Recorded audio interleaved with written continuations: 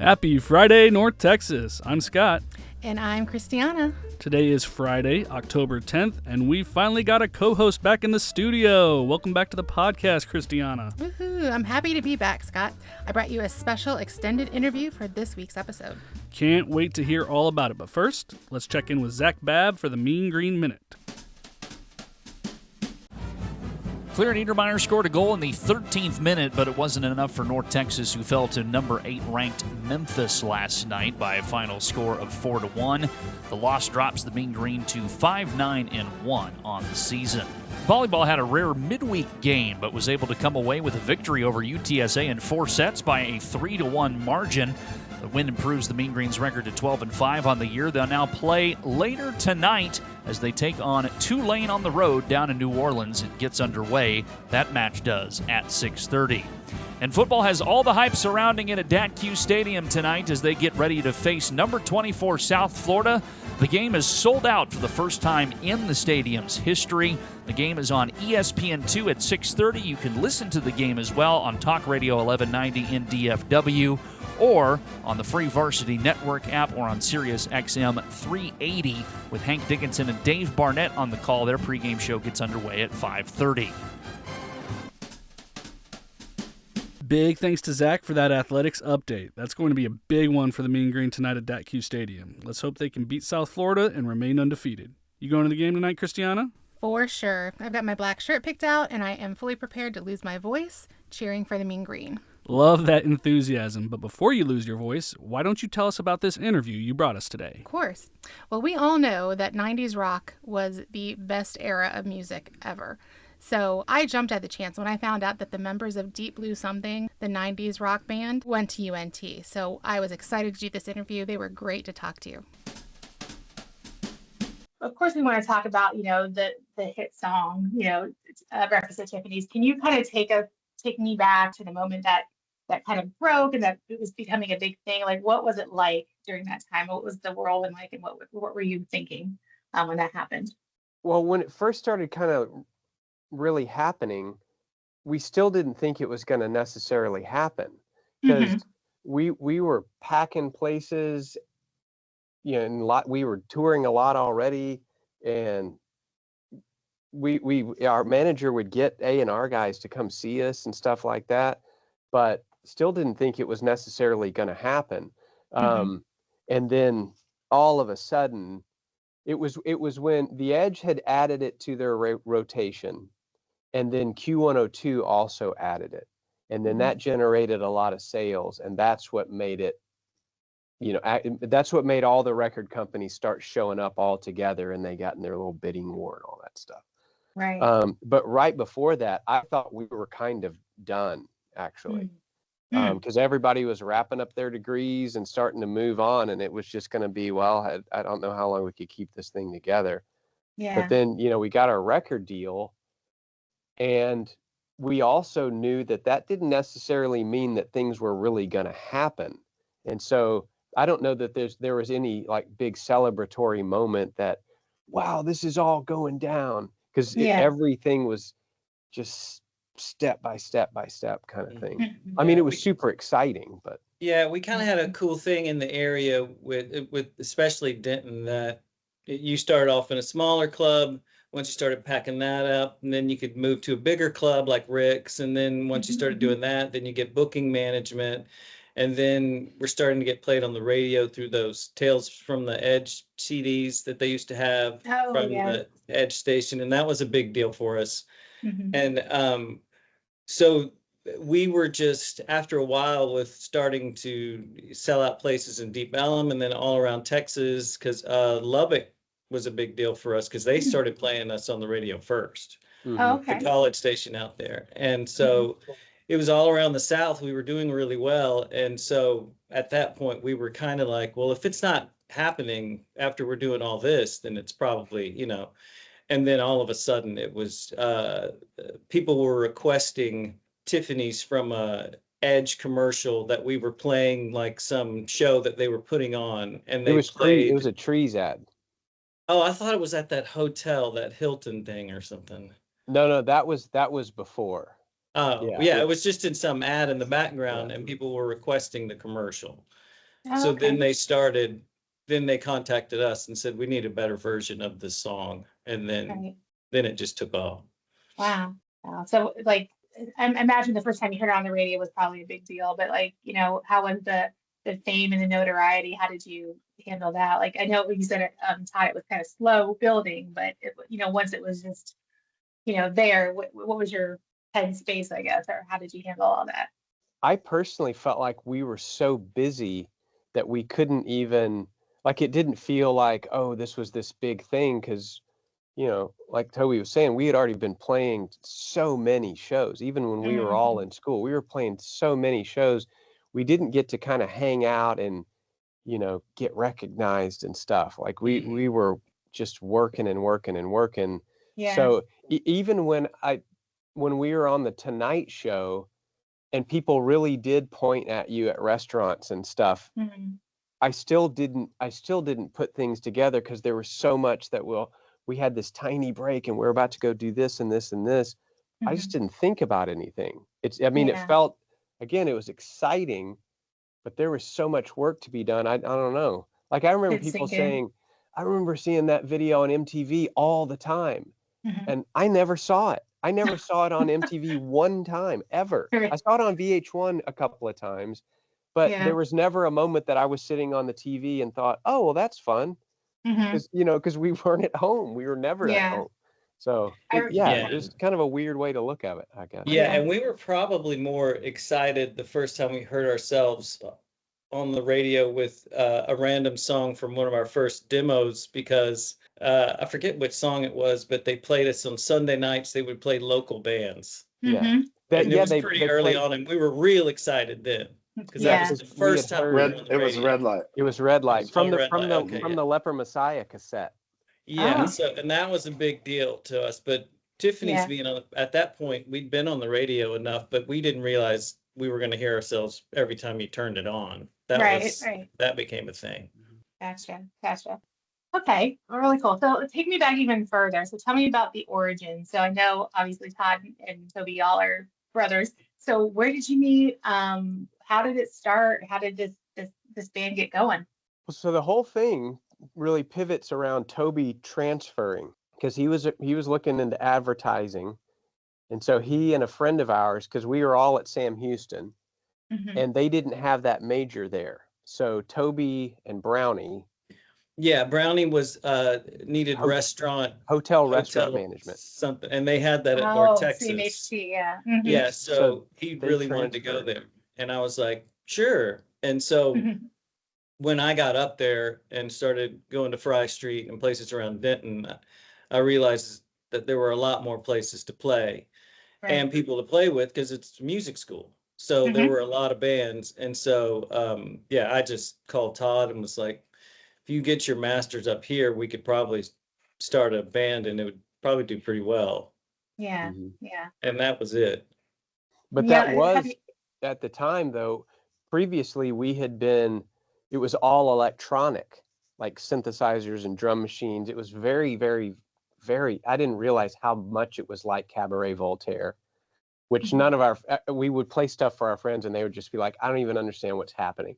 But our original intention was to go up to North Texas and start something similar. So our first thing, I put a flyer up, and we met this guy named Josh Kay, who went on to form this electronic outfit called Global, and he's did a lot of really cool stuff.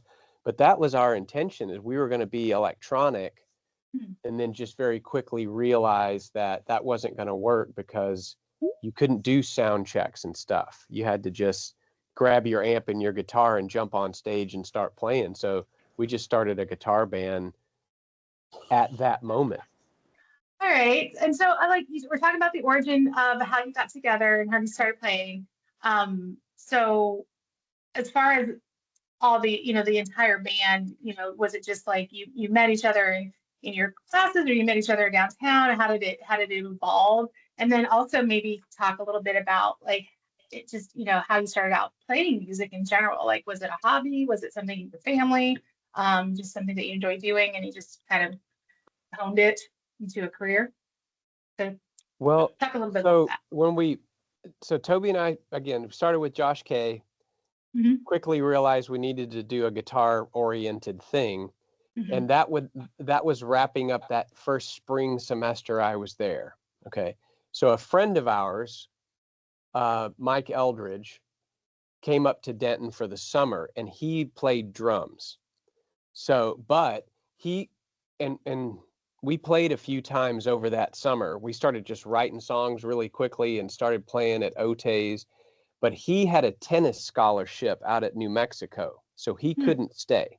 But Mhm. Toby had met John already and knew that he played drums. And And John was so, in a band called Love Swing. yes, And and so I'd seen him play a couple times. we convinced him to ditch that thing. But Clay, Yeah. you had started jumping it. Did you play with Eldridge once I or did twice? not. You did not. Mm-mm. Okay. So yeah, so then Toby, John, and I started playing, and then Clay kind of started just kind of jumping in on a couple of songs, and then kind of built up. Mhm. There were just a couple of shows where it was sort of a three-piece, and then Clay added, and then Literally, first song, sit out, get up and play the last song. That was at the library. okay. Yeah.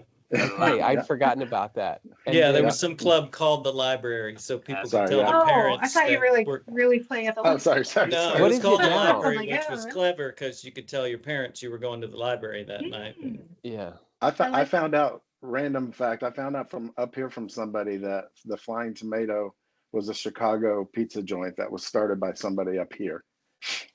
Oh, Oh, yeah. And I Now- guess they closed. I'm not from here originally, so I guess they closed it down, but then they reopened it like as a food truck or something. So Oh, that's Oh, cool. yeah, so it's still around.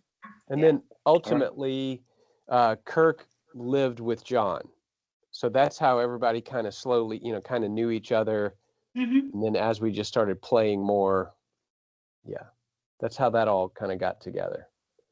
But yeah, the big move was talking John out of that Love Swing band, which was pretty easy. Yeah. Well, I think he was going to do both, and then they just weren't playing that much. Mhm. And so he wasn't going to be able to. I think once they started playing again, they just got another drummer. That'd Because be we were wild playing if a they lot played in more. both. That was Yeah. Choctaw, right? That was Yeah. Choctaw. Oh yeah. The legend. So you talked about like originally being, going electronic, and then moving more to the guitar. So did the scene around Denton and Dallas Fort Worth, did that influence you as well? Like the other bands, what they were playing or the music at the time? Like how did it influence your sound in particular? Oh, that was 100%. Because like Toby was saying, when he came up, and there were so many venues just on Fry Street. Like there was the Mhm. main event, and then there was the main event 2, and Rick's and Ote's and the library. And then there was And that one. the Delta place Oh. Delta Lodge would have bands in their backyard Hmm. on Fry Street. And what was on that one other little pizza place that just had a tiny little stage? Yeah. It was yeah. kind of by the library, but it's like everywhere you looked, there were bands playing 4 or 5 nights a week. Mhm. And you could get a gig, but like a band's playing and you're standing there with your guitar and amp, and as soon as they finish, they take their stuff off one side and you throw yours up and you check, and you start playing. I think Yeah. that other place was called Dr. Smith's. Mm. Oh, right. Yeah, that's right. Yeah. Just- Oh, that's right. Okay, so I'm confusing. So there was Dr. Smith's. Dr. Smith's 2 was the bigger one.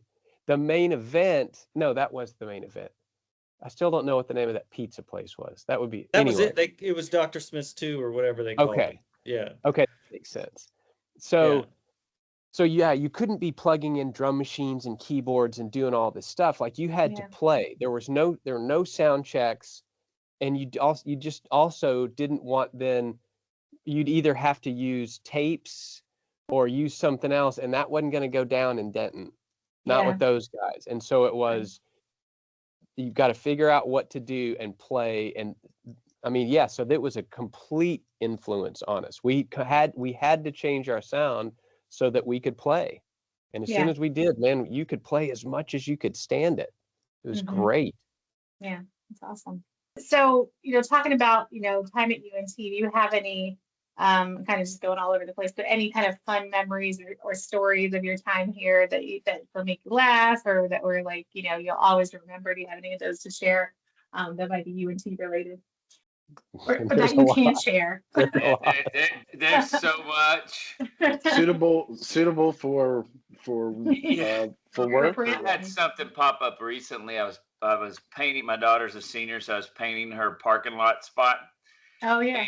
And we were talking. She was like, "I don't understand how people do this." And I was like, "Well, back in the day, we used to get an overhead projector, and we remember, Toby, when we took a big sheet and wrapped it behind. It was hung up behind the whole house on Locust Street." And we had an overhead projector with deep blue something on it, and we had that thing stretched out, and we were up there, and it was at night, and we were tracing the letters and painting it. I mean, there's just tons of.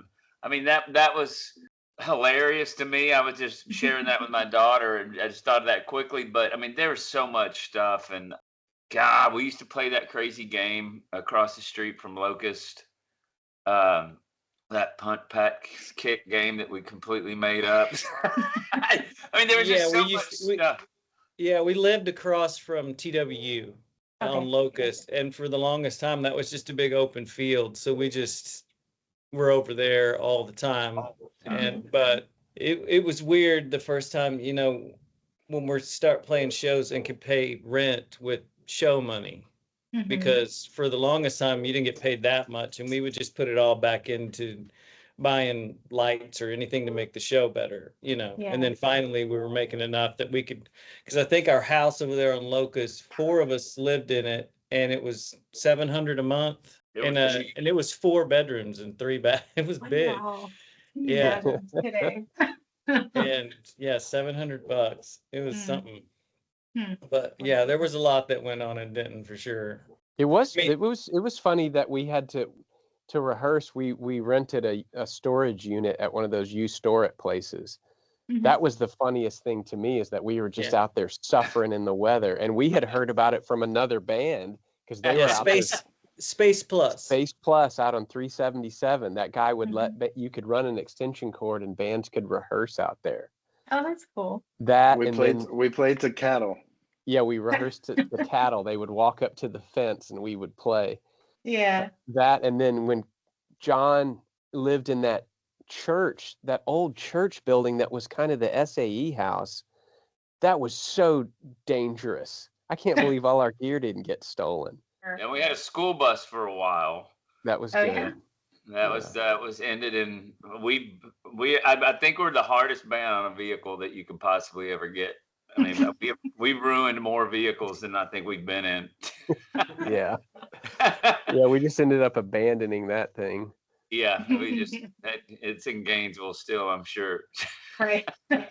Yeah. Yeah, we burned our folk Suburban to the ground. Yeah. Coming back from a show in Oklahoma City, and while the fire is in the Suburban, everyone's getting their homework out of the back. That we had to, because we had to go to class. Yeah, it had to be a class in the morning. So I would say, that, and playing live in Denton obviously was always a blast.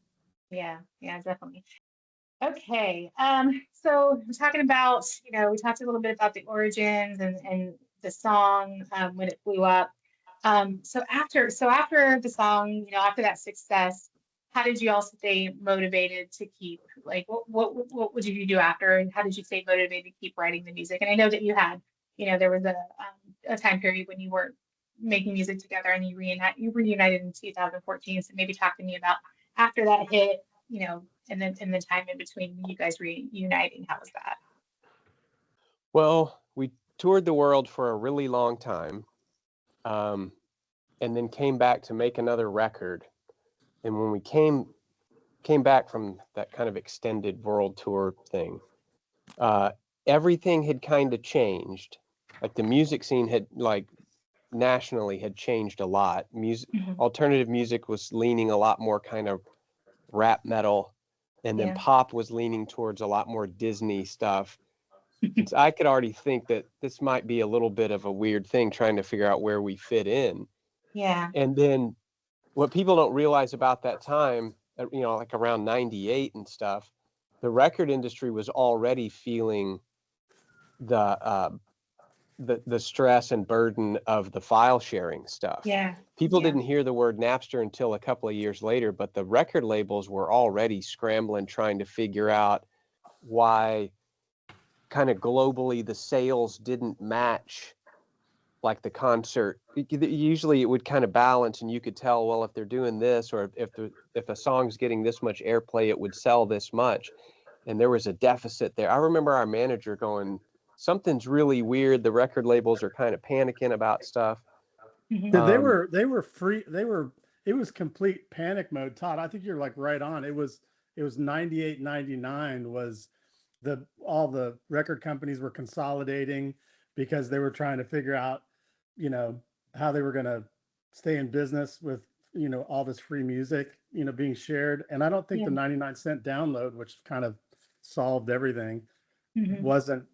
that was like 2002 or something. Yeah, it took them that long to Yeah. even figure that out. Yeah. Yeah. Because they just Yeah. underestimated that you would play songs on your computer, or that you would get it, because you Mhm. couldn't send a file that big for so long. So they had not planned for it at all. Right. So then by the time our second record comes out, there's already that stress. And then we get hit with the 9/11 thing, Mhm. which a lot of people don't remember, that the music industry shut down, completely Mhm. froze everything for 6 months. Yeah. And that killed our record, and it killed a lot of people's records. And so after that, it was just sort of, my motivations had changed, because by that time I had a kid already, and everybody was kind of starting to do other things. So we never had this moment of breakup at all. We just sort of slowed down.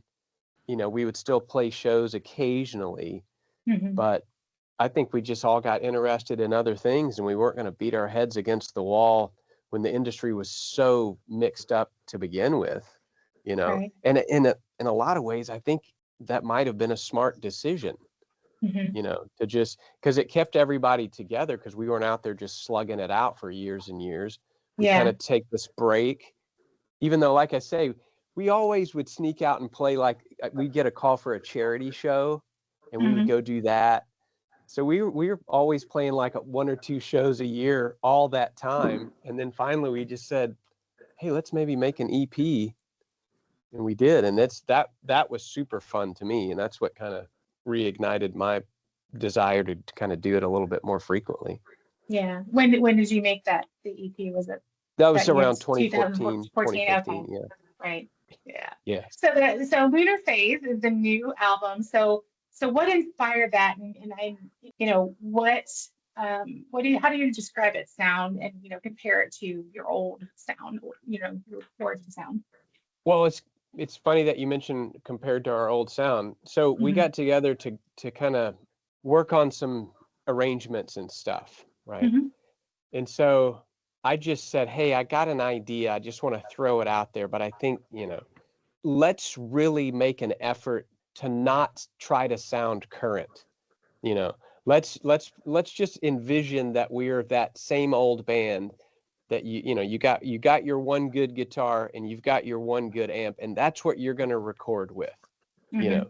Not choose from one of 50 and go, and let's just make it sound like a record we would have made in 93. And Mhm. everybody said, yeah, that kept the pace of recording up, because it's Yeah. a simple record in a Mhm. way. There's not lots of overdubs. It's, here's the drums, here's Clay over here, here's Kirk over here, here's the bass, here's Toby, there's the sing, and there's not hundreds of different overlays of each. It's just that you Yeah. can hear all of our individual things. And that's exactly how we would have done it back at Delegard's little duplex when we first started recording in Mhm. Denton. So, and I think it achieves that. And people have said, wow, this sounds really fresh. And it's like, I think it's because we're not trying to sound current. That, Right. hey, Johnny K, is that a new cat? Yeah, it is. I like that. She's just Is it- saying hi. Hey, Sphinx, Hey, buddy. Sphinx K, what's happening over there? that is awesome. But Sorry anyway, about yeah, that. that's the goal No, of that's cute. what it sounds like. Yeah. anybody else want to kind of comment on the album, like, what maybe inspired it, maybe some of the songs some favorite songs that you have on there? I would definitely say one of the changes that we've done, because for a while there, when we would record something and put an EP out or something, a lot of the songs would almost be 80% of it would be done pretty much when we would pass songs around. And on this one, we kind of did it how we used to do it, to where we'd have a pretty good idea, but we all got together and jammed through them first and really figured out how we were going to do this. And if there was going to be a change, we would all kind of decide, it's better if we do this and things like that. So it was more like the old rehearsal, played through the songs, learned how to play them like we could have gone and played them live and then recorded it instead of kind of building it in the studio. Right. So that's kind of does make it sound like one of the earlier records. But too, I really enjoyed too, we all brought pieces, but we pretty much got together over a weekend, went through all the songs and started recording the record. There wasn't a whole lot of, well, let's play it live and see how people are reacting and see how this works. And I'm going to try this part and try. We just went for it. And I love that, because it's just, you get what you get. You get your immediate intention. That makes sense. I think it has kind of a life to it, if that makes sense. Yeah, absolutely. So, talked about, the different audiences, the newer generation that's listening to this music and hearing it for the first time, and then your fans from the 90s and 2000s. So what's it like? Is it playing for those fans that have been with you and the new ones? Are they, coming up to you like their stories? Like, is it just, how's that experience, when you're on playing again for these audiences? Well, I love, like, when we go to the merch booth after the show, and you get to meet people and stuff, but everybody's got a story. Man, I saw y'all here, or I remember. And a lot of people, it's funny, some of the military people, they're like, I was stationed overseas, and I got y'all's record, and that got me through a pretty rough patch, and I couldn't wait to get back to the stage, and this is the first time I've ever seen y'all, that kind of thing. Yeah. So the gamut of experience is pretty broad, but everybody has something, and it's great meeting somebody that's been following you for years, but also somebody who's really young, and they found it on accident, and here they are at your show and buying your t-shirt and stuff. I think it's pretty amazing. And a lot of parent-kid combos too. Yeah, that's super I fun. was gonna say that too. Their parents played in the car a whole lot when they were little, and so now they're into it, and then they're together at the show, and that's kind of cool. That's a cool thing. So we talked about like the culture around Denton, of course, the music scene. So College of Music obviously is, big. It's our, we have so many Grammy Award winners, and it's just, huge here. How did that, maybe that campus, talk about like that campus culture of music here, because there's such music scene just on campus. Like, while you were here studying, did that have any kind of influence on you, or did you, how did you see that? I thought it added a little bit of pressure, to be quite honest with you, because there are always going to be musicians at your show. And there was definitely a subculture in Denton, and the guys might be able to speak to it too. There were definitely bands that only existed to impress other musicians, right? There were a lot of those, and they would play these crazy things, but it was so only other music majors could understand what they were doing, and that wasn't our thing. But at the same time, you better be good at what you're doing, because I don't remember there being sloppy bands in Denton. There was an expectation, because of the level of musicianship, that you don't have to play super complicated things, but you better be able to do what you're doing really well. Yeah. Because somebody's out there in the audience just going, Yeah, and you weren't ever going to be the only band in town. There was those kiosks in front of the school. At the time, there were these 3 or 4 things that everyone put all their flyers up, and they were just covered. I mean, there were bands from everywhere. So you had to be pretty good, because if you weren't, there were plenty of other bands that were really good. And people were coming out to see them because it was good. And once people started getting signed, tons of people got signed. And it really worked out because of the music school with a lot of the great bands. A lot of bands existed because they went to UNT for music and found out the music school's tough. Yeah. And so they would drop out of the music school but still be at North, get a different major, and they'd all start bands.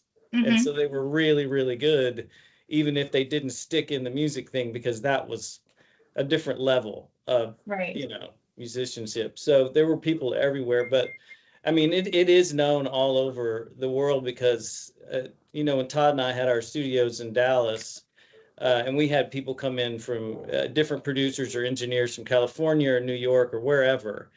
And they would just, God, if I could just get like a trumpet player, a sax player, and someone that can play piano. And we would call up anyone that we knew going to North Texas at the time. And once we started doing that, because those kids would come down there for $50 and were amazing. So all these producers we used to work with would just be like, this town is incredible. Like we can just get these amazing musicians at way less than what they cost in LA. And they're young and hip and know to play the cool thing, So North Texas was a great pool to dip into for all those years we were recording, because it was, you had a list of people that you could call at any time, and they had nothing else to do, so they would spend all day in the studio. It was awesome. Yeah, we would drive down to Denton and. Do y'all remember when we were playing Conan O'Brien and we got on the elevator to go down? Conan. I love we were there. We do the rehearsal for audio. We do the rehearsal for video. We go set up in the green room. We get in this like industrial elevator, and we're going down. And one of the guys in the band, we're in there with Max Weinberg in the band, and one of the guys in the band goes, "Hey, I saw y'all's bio. It said y'all are from Denton." And we're like, "Yeah." And he goes, basically everybody in that band outside of Max Weinberg was from Denton. They were all like, "Oh yeah, well I went there and so and I went there. Oh, so and so still there." So and really, wow. Almost every one of those guys in that band were all Denton guys. I mean, they still have the Flying Tomato, and you're like, "Oh yeah, of course." I need to follow up on that. See if I That's crazy. Oh, it was wild. It was. We just laughed and laughed and laughed because we kind of took that as a pride, because I don't think Dallas was too kind to us. And so we were like, okay, fine, we're from Denton. And we are from Denton. So we rolled with that. And I think that was, that might have, caused a little rift. But yeah, it was the truth. And I just remember that being funny. And it's just like, golly, you can't get away. You get around any good music and it's somebody from Denton is in the mix somehow, somewhere. Yeah, absolutely. I think it was Wednesday or maybe it was Thursdays. Maybe it's Tuesdays. The lab bands would play. 1 o'clock to 1 o'clock. Yeah, I think that was on Tuesdays. The 1 o'clock. Tuesdays, right? Yeah, Tuesdays. And they'd sell beer there, and and being a freshman and going there and checking that out and just kind of watching the interplay and this kind of amazing musicianship go down. And it always seems like it was like, I don't know what to liken it to, just kind of like, the school monitor wasn't around. So they're playing the way that they played, I think was probably a lot different than maybe, with the instructors and stuff like that. There was a lot of, you could see a lot of inside jokes and a lot of subtle nods and stuff and smirks going on, during the performance, which was really, really cool. Yeah, absolutely. So tell me just, as an aside, because you mentioned Conan O'Brien, how is he in meeting him, and how is he in real life? Is he the same as he is on TV? He's like tall. that could be it. He's super tall. Like Yes. I didn't realize that dude was He's like that 10 tall. foot Like tall. he's massive. Yeah. I just remember him introducing us as a force for good in this world, if ever I've heard one. And I just thought, what a weird thing to say. But it is funny, those guys that do those shows, because we've done a bunch of like Regis and Kathleen, all those. They end up spending the time before the show in the green room with the band. Mm-hmm. because it's like their most comfortable spot. So Jay Leno's in our room the whole time. Conan comes in there, just sits on the couch because I think it's their getaway time. And these are normal people. And Yeah. Conan's a musician, so Yeah, he, exactly. Yeah, he's a great musician. so he likes to talk about everyone's guitar. And Yeah. Letterman always used to have a thing where he'd go up to the drummer and be like, "Is that your set? Oh, Or yeah. did we rent that Are for these you?" your drums? Yeah, so but I think it was their kind of chance to get away and not turn celebrity on and all that, and they could hang out. And Yeah. Yeah, in 2019, we did a interview at the BBC. We were in London, and we're doing a European UK thing. Mhm. And I remember that lady that was interviewing. She was interviewing Todd and Toby before our show in London, and she was so excited. And we were talking to her, and she was like, "You have no idea. All I do is spread bad news all day long, and I get so excited when the bands come in here because it's just fun." Yeah, absolutely. I'm like, oh man. So you get to kind of get a feel for kind of what's going on in those places, and it's maybe not what you think. yeah, but Right. all those guys are sweet. Conan's So a nice. super nice guy. Wonderful. Yeah, that's great. So let's talk about your influences while you were making now and maybe like back then. Did you have any significant influences when you're writing music, when you're performing? Like, can you think of anything that comes to top of mind, maybe Denton area or nationally that you were fans of? I liked there were a lot of good kind of jangly guitar bands at that time. Material Issue. I remember thinking, oh, they got a lot of really great energy. Dramarama was another one that I remember from that time. Teenage Fan Club.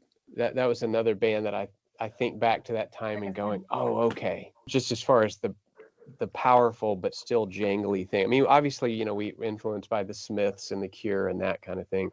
But there was a particular energy that I remember. It was, before grunge took over things, there was a lot of great stuff going on, and everybody was just bashing away on guitars. It was great. Yeah, it hit a good moment of, after the Smiths and Joy Division and, New Order and all that there were these slow dive Catherine Wheel bands and Stone Roses and things that we thought this is where music was going. Mhm. And when grunge hit, it just didn't really affect us. So we kind of stuck with that type of music. And so in town, especially with so many bands going the grunge direction, we were like the only band that didn't. Right. And so we really stuck out and kind of just stayed with that form. But then, like they were saying, other bands kind of stuck with that too. Material Issue wasn't really a grunge band, or the Sundays or anything like that. So we just kind of stuck with what we knew and decided to never really get a wah pedal and cut our jeans to our knees and stomp around or do any of that stuff. So we just kind of stuck with it, which helps us now because we act the same way on stage now as we did then. So we weren't like climbing scaffolding and doing anything like that. We kind of just do our thing. Yeah. Right. Do you have anybody that's newer musician that's kind of like that you really do enjoy listening to that's maybe, kind of slightly influenced your sound a little bit, or just in general, you just enjoy them? You think they're talented? Anybody comes to mind? We all there's a few things these days that we slightly disagree on, but, because I like about half of the 1975 stuff, not all of it, but like Todd hates the 1975. And, but there's, of course, bands along the way, I don't hate the 1975. I just don't appreciate them as much as other people do. Yeah, but I definitely wouldn't say they're one of my favorite. But there's always something that comes around that it's pretty cool. I'm definitely not one of those people, I don't think any of us are people that are like this. The new stuff's not, especially now because everybody's doing such a throwback thing to shoegaze music or 90s music in general, and they're all doing it well. Like, even what's the band I'm thinking of? The French band that's, Listomania and everything. Is it Phoenix? Yes, Phoenix. Yeah. Thanks to Google. Yeah, I know what's wrong with me, but they're amazing, and they've been around for a really long time, but they're still putting out great stuff, and like Tame Impala is great, and like it's see, we all don't agree on everything. Yeah. That's good. Oh, that's good. That's good I conversation. find a lot of the bands, like I have an open mind to everything all the time, and I will hear something and think, oh, that's pretty good. Yeah. It's kind of like such and such, but then it's not better than that though. So I have Yeah. a hard time. And Toby's right. There's a lot of bands that are doing things kind of throwing back to that era, but I need them. I need a band with a good bridge. Yeah. Bands have a hard time getting from verse to chorus right now, Me too. Yeah. and they don't even bother with a bridge. So Right. yeah, it's the quality. I think there's great stuff out there. I have Mhm. over the years started to lean very heavy to the point that it worries them, I think. But I listen to a lot of really heavy bands, just because I think they're doing really interesting things. But Mhm. there's only so much double kicks that you can take, so I don't play it for them very much. But Yeah, I think that a lot of the kids leave the bridge out and leave a lot of things out because they like a lot of the ones I'm recording now want that thing to barely be over 2 minutes. Mhm. right, Well, a they lot want of it to be social short. media too. And Yeah. Which is yeah, nuts. a short Right. song, and they just want it to start and keep that thing going, and then just get louder, and then it's over. Yeah. But 'Cause they that's want not that quality soundbite songwriting. But Yeah, Yeah. it's more about for the get the great hook for the sound bite, Yeah. and it works for them. You know, it works. Yeah. yeah, Yeah. Make it a But trending audio on the TikTok. bridge is the counterpoint. It's the, flipping I the agree. song on its head and saying, Mhm. but what if she did like me? Or you know what I mean? Yeah. Yeah. She hates me, Yeah. she hates me, she hates me, but yeah. but It's maybe either what if a she did lyrical, like me? a lyrical Right. counterpoint or the guitar solo. But yeah, you got to Mhm. have the middle eight. It's the call and answer too, the Yeah. back and forth. Yeah, Yeah. I call a lot of Yeah. the new stuff what y'all are talking about, I call it cheer rock, because it's Mhm. almost, if you took the music away, it would sound like a cheer. Like Jock Jams or something. Yeah, Yeah. yeah. Sock it to That them, was big in sock the it to 90s too. them. Yeah. Right. Well, I know we're having wrapping up in a minute. So I have a fun question at the end. Like, what is next for you as a band, and maybe just as individuals? Like, what do you see happening next? Are you going to record another album? Keep touring? What does it look like? Definitely keep touring. Mhm. I haven't even had a chance to really discuss this with the guys. We did a live version of Don't Stop with video from the recording and the videos from our Billy Bob show, Hmm. and the record label just loves it. And so now they're saying, we need you to do a whole live album, and we're going to need it to be finished by December. Uh-oh. So Surprise. we got a lot of work to do, and I hadn't even had a chance. I mean, that was literally yesterday when we had the meeting. So Hmm. yeah, they want to release it by Record Store Day, which is in April, which means we need materials to them by December. So that's what we'll be doing next. Nice. They just Piece of didn't cake. know that until right this minute. So Wow. So it ended up being like a business meeting and an interview at the same yeah, time. but Yeah. that's what Yeah. but we do have shows to play and stuff. Mhm. So shows, live recordings, that kind of thing. That's awesome. Well, okay. One last question, maybe when you can kind of go in a round robin here. So, talking about our 90s selves and 90s, era. So what would one piece of advice, now that you're older and wiser, what one piece of advice would you give to that person, maybe the band itself, or you as a person, like if you were talking to that person right now? I've said this a few times in interviews before, and it's not. It doesn't seem like a big deal, but I would have told myself, or tell anyone now, to drink more water. Right. We- We didn't drink I've- water back then. We didn't have water we- bottles. I know kids now drink it constantly, almost too Mhm. much, but at the time, I think we all just would have felt a little better if we just would have had some water every now. 'Cause Yeah. it all just can't be, beer and rum and cokes. It just can't be. Right. So Good advice. that's definitely what I would have told myself, is to just have some water.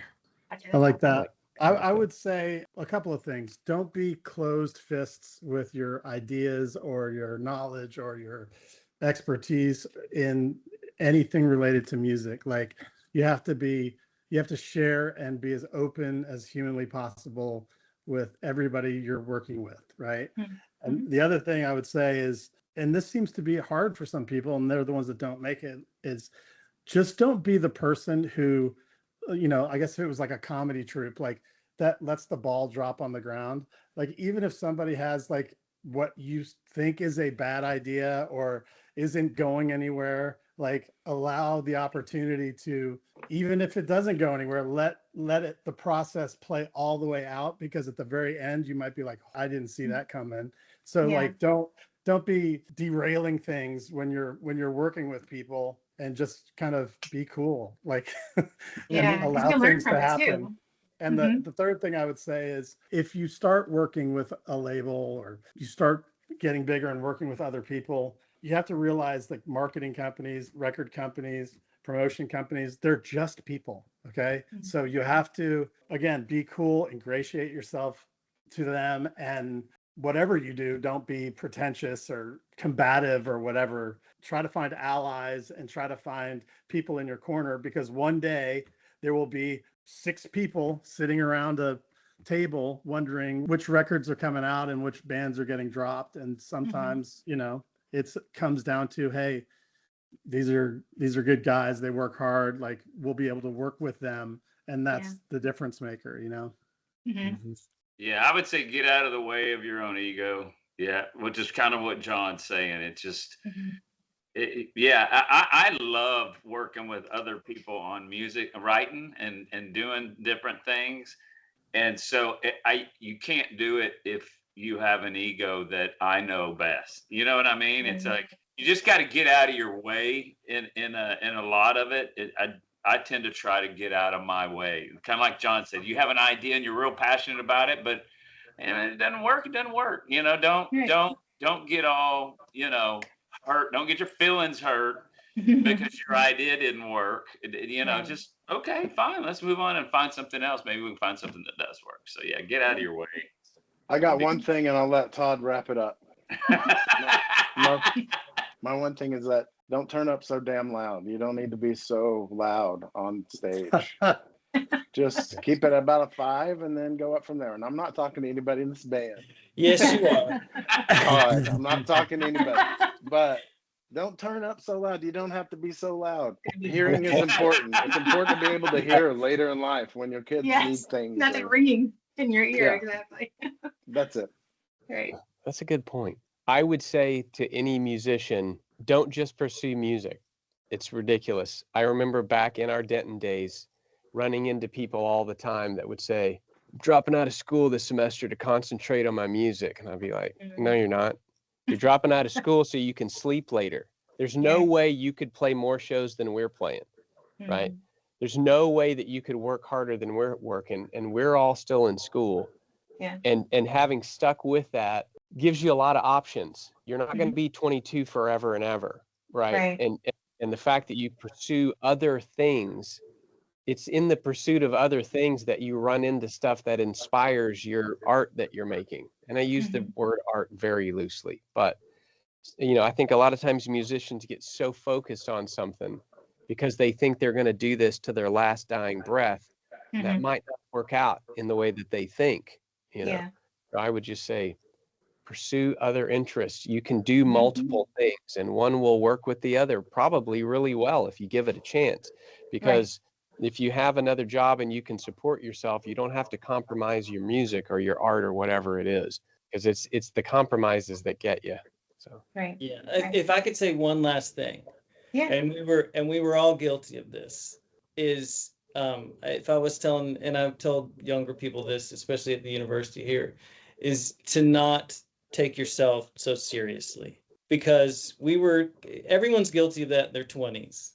Yeah. And because everything means everything, and if it's not perfect, or if something happens during the show and you're embarrassed or something, if you sort of laugh at all, or if you just take things a little lighter, it's easier to do what you're doing, and you don't come across as being desperate or anything like this is all cool. And I'd say now, because none of us are really take any of this seriously like we used to as much at all. And I think we're even having a better time now, because it's like, you end up Right. somewhere on a stage and there's like a pole and somewhere, and someone just has to stand behind it, where years ago it'd be like, why am I the dude behind it? And now you just be like, I'll be behind the pole, I don't care. Right. And it's just easier to do things like this with a group of people if you're not taking yourself so seriously. Like, you have to be, every day, you don't have to be Robert Smith, or you don't have to be the coolest person in the world. Some would say the lead singer from 1975. I'm just saying. I'm just saying. He seems to be just. He needs to chill out a little. Yeah. Well, that's great. Are you guys coming to Denton soon again for a show? We definitely will. Yeah. Good. Awesome. There's nothing on the books right now, but yeah, we need to get one. Yeah, we need to get one of those homecoming shows going. We had a few offers over the years, and we just weren't able to do them, and so we need to get one of those cooking. Yeah, well, that's awesome. It's been really fun and a pleasure talking to you. Thank you. Thank you so much. Thank you. Excellent. Thank you. Have a great weekend, y'all. Bye, everybody. Wow, Christiana, that was a great interview. Loved hearing about their old days in Denton. Yes, it was super nice to get to live vicariously through the band a little bit there. Folks, be sure to check the show notes for a link to Christiana's story. And don't forget, you can let us know what you think about the podcast by emailing podcast@unt.edu or calling 940-565-4341.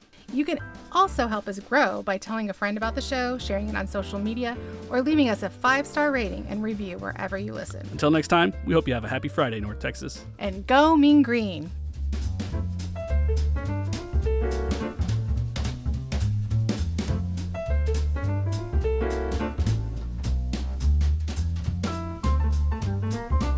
Happy Friday, North Texas is a production of the University of North Texas. Today's show was produced and edited by Scott Brown with original reporting by Christiana Dyack. For more information, visit unt.edu/podcast.